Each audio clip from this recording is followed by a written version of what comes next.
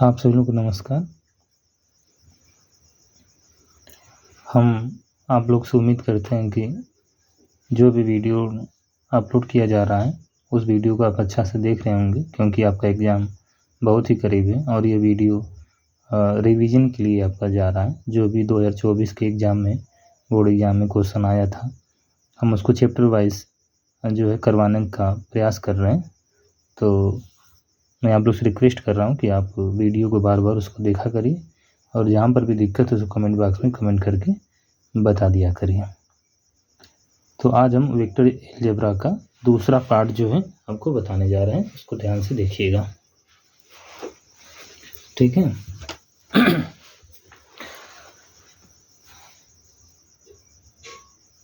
देखिए,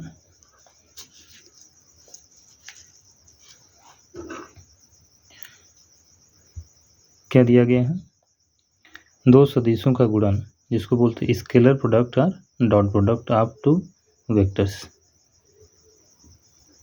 ठीक है। दो सदिशों का अदिश गुणन हम लोग ये देख सकते हैं, vector A dot vector B बराबर mod of vector A mod of vector B cos theta comma 0 is less than equal to theta is less than equal to pi. यानी थीटा की वैल्यू क्या है, पाई और 0 के बीच का आना चाहिए। पाई क्या है, थीटा से बड़ा भी हो सकता है, बराबर भी हो सकता है, और थीटा जो है 0 से बड़ा भी हो सकता है और बराबर भी हो सकता है, ठीक है ना। तो यहाँ पर आप ये देख पा रहे हैं कि इसका जो कोण बन रहा है यहाँ पर, ये क्या है, ये वेक्टर ए है और ये आपका वेक्टर बी है। दोनों को जब हम मिला दिए तो यहाँ पे कोण बना थीटा। तो ये फार्मूला है, ए डॉट वेक्टर बी बराबर mod of vector B cos theta 0 is less than equal to theta is less than equal to pi, या vector A dot vector B बराबर ए बी कॉस थीटा, जहाँ एक बराबर क्या है mod of vector ए व B बराबर क्या है मॉड ऑफ वेक्टर बी है। देखिए, दो सदिशों के अदिश पर परिणाम, पहला नंबर है, दो सदिशों का अदिश गुणन एक वास्तविक संख्या होती है। दो सदिशों का अदिश गुणन कैसी संख्या होती है, वास्तविक संख्या होती है, इसको आप ध्यान रखिएगा, ठीक है। दूसरा, वेक्टर ए और वेक्टर बी परस्पर कैसे होते हैं, लंबवत होते हैं। तो हम इसको ऐसे भी दिखा सकते हैं, vector A dot vector B बराबर 0, यानी थीटा का मान अगर 90 डिग्री हो गया तो कास 90 की वैल्यू क्या हो जाएगा, 0 आ जाएगा। उस कंडीशन में vector A dot vector B की वैल्यू क्या हो जाएगा, 0 हो जाएगा। तीसरा नंबर, यदि थीटा बराबर 0 है तब vector A dot vector B बराबर mod of vector A mod of vector B, साथ ही vector A dot vector B बराबर मॉड ऑफ वेक्टर ए का होल स्क्वायर। चौथा नंबर, यदि थीटा बराबर पाई है तब vector A dot vector B बराबर minus mod of vector A और मॉड ऑफ वेक्टर बी, साथ ही वेक्टर ए स्मॉल ब्रैकेट में minus vector A equal minus mod of vector A का होल स्क्वायर, इसको लिख सकते हैं। अगला कंडीशन, परस्पर लंबवत एकांक सदिशों आई कैप जे कैप परस्पर लंबवत एकांक सदिशों आई कैप जे कैप के लिए आई डॉट आई बराबर जे डॉट जे बराबर के डॉट के बराबर कितना, 1 हो जाएगा। आई डॉट जे का मान 0 होता है, जे डॉट के का भी मान 0 होता है, के डॉट आई का भी मान 0 आता है। इसके बाद, दो शून्येतर सदिशों वेक्टर ए व वेक्टर बी के बीच का कोण थीटा हो तब cos थीटा बराबर vector A dot vector B upon mod of vector A और मॉड ऑफ वेक्टर बी, या थीटा बराबर cos inverse vector A dot vector B बटे में मॉड ऑफ वेक्टर ए और मॉड ऑफ वेक्टर बी। ये सूत्र आपका इम्पोर्टेंट है, आगे देखिएगा।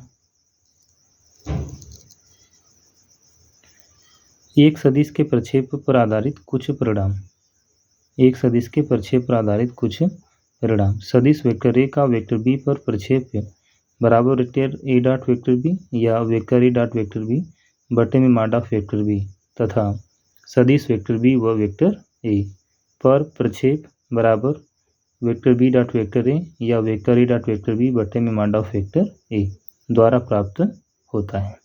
तो ये प्रक्षेप का क्या है, फार्मूला है, इसको आप ध्यान रखिएगा।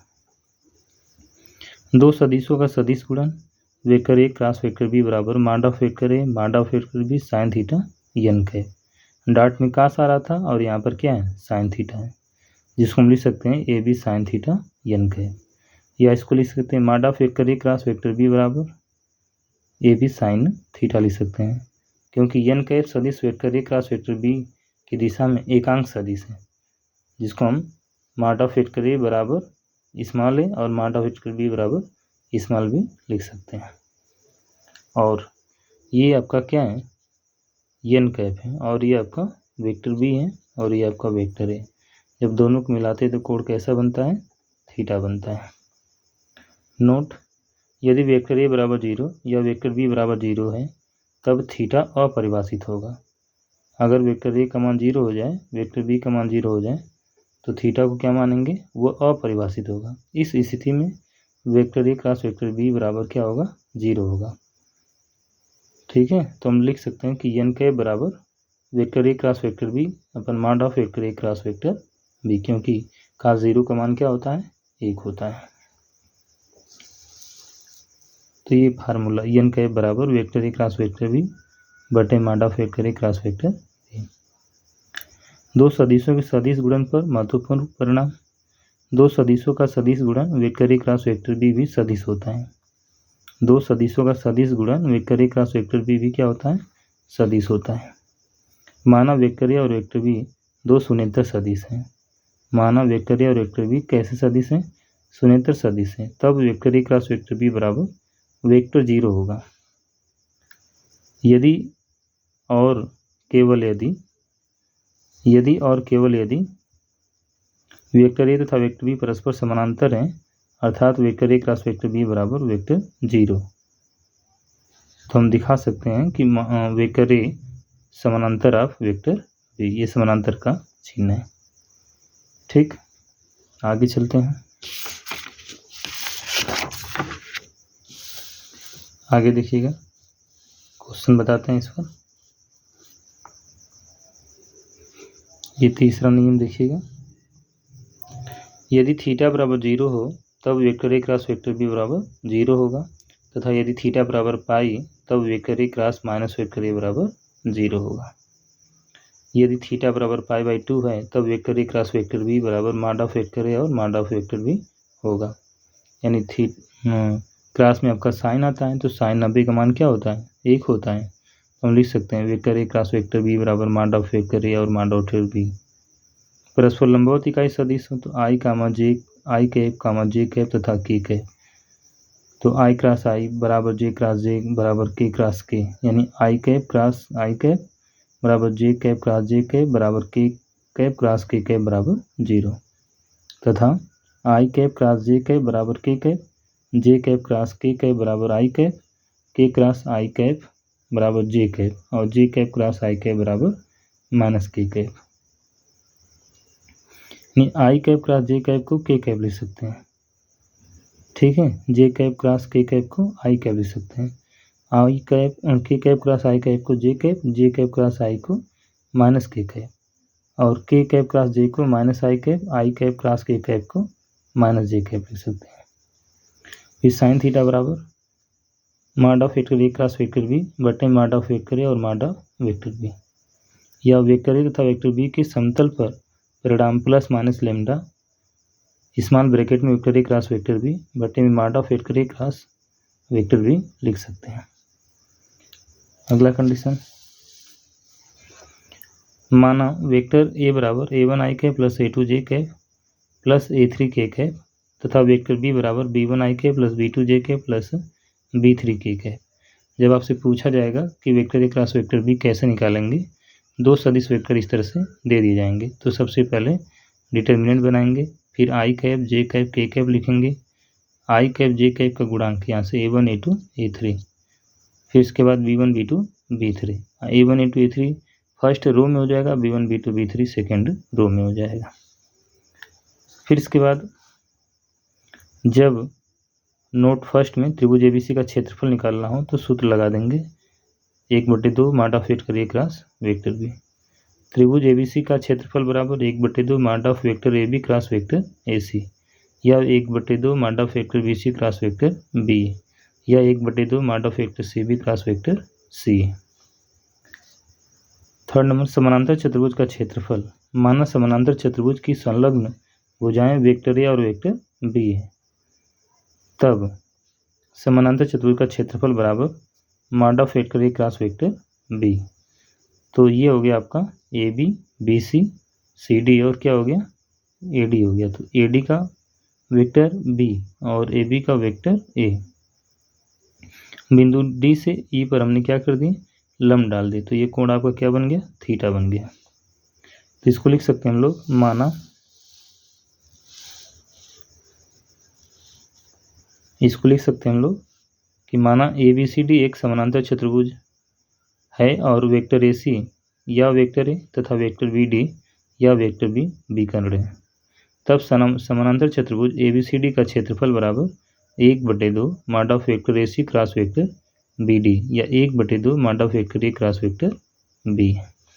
एक क्वेश्चन हम इस पर बताते हैं जो 2024 में आपका आया हुआ क्वेश्चन है। सदिशों vector A cross vector B और vector B cross vector A के बीच का कोण हमको दिखाना है। तो ऑप्शन इसका 0 डिग्री, 90 डिग्री, 135 डिग्री और 180 डिग्री। तो ये हो गया वेक्टर ए से वेक्टर बी, फिर वेक्टर बी से सी, तो इसको लिख सकते हैं हम लोग वेक्टर ए सी, फिर वेक्टर ए से डी और वेक्टर डी से सी, फिर भी वेक्टर ए सी के बराबर होगा। और ये कितना है, वेक्टर बी है और ये कितना वेक्टर ए है। तो हम लोग यहाँ पे फार्मूला लगा देते हैं कॉस थीटा का। Vector A cross vector B dot vector B cross vector A upon mod of vector A cross vector B into mod of vector B cross vector A. तो हम लोग सूत्र कौन सा लगा सकते हैं, वही vector A dot vector B बराबर ए बी कॉस थीटा वाला लगा सकते हैं। तो कॉस थीटा का ये फार्मूला हो गया।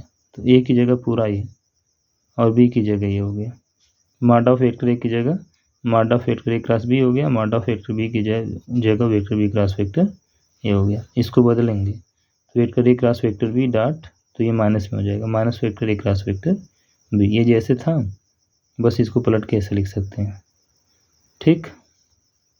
फिर क्या लिखेंगे, vector A cross vector B और वेक्टर ए क्रॉस बी, इसका होल स्क्वायर नीचे भी हो जाएगा, vector A cross vector B का होल स्क्वायर, ये दोनों आपस में कट जाएगा। जैसे कटेगा इसका मान कितना आ जाएगा, -1 आ गया। जब ये -1 आ गया तो कास के टेबल -1 किसका मान होता है, तो कास 180 अंश का मान होता है। तो कास थीटा बराबर कितना हो गया, कास 180 अंश हो गया। तो थीटा बराबर कितना आ गया, 180 अंश हो गया। तो ये कुछ फार्मूले थे वेक्टर अलजेब्रा का, और उसके बाद एक तो एग्जाम्पल हमने आपको समझाएं। तो पहले फार्मूला आप अच्छा से समझ लीजिएगा, इसके बाद जो है आप जो भी 2024 का एग्जाम में सवाल आए हैं आप उसको देखिएगा। थैंक यू आप लोगों को।